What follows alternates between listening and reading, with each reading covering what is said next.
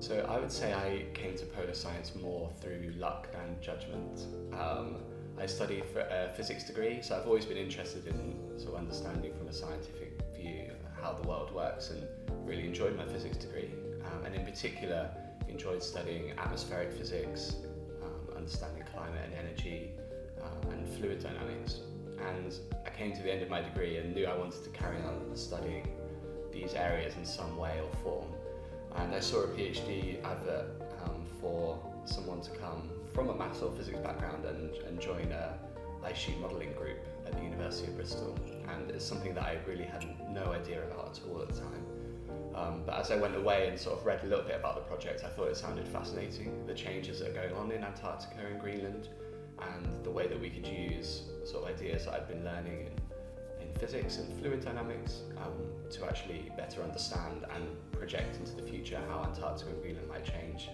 Seemed really exciting, and as I looked into it more, I saw it was exactly the same sorts of equations and approaches that I'd been learning through my physics degree was being applied. This really, what seemed to me at the time and still seems to me now, like the most fascinating area that you could apply these kinds of equations and ideas.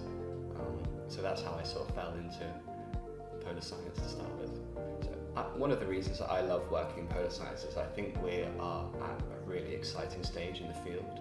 So for some, much longer established scientific fields, it can sometimes feel like a lot of the key discoveries have been made and the key ideas are really well formed. And I think in polar science we're at a really lucky position with lots of new technology. So satellite observations of Antarctica and Greenland, providing us with all sorts of new exciting data sets to explore, revealing new behaviour in the ice sheets and the glaciers that we didn't know about before.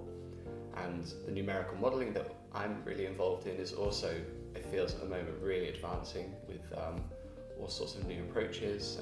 We're looking at other fields and trying to take best practice from elsewhere and apply it to glaciology.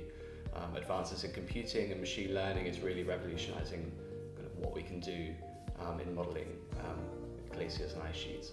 So I think it feels that now is a really good time to be joining the field, bringing expertise from elsewhere in science and applying it to these kind of key questions that more and more people and more policymakers are really concerned about and interested to know about the future state of Antarctica and Greenland and the consequences for sea level rise.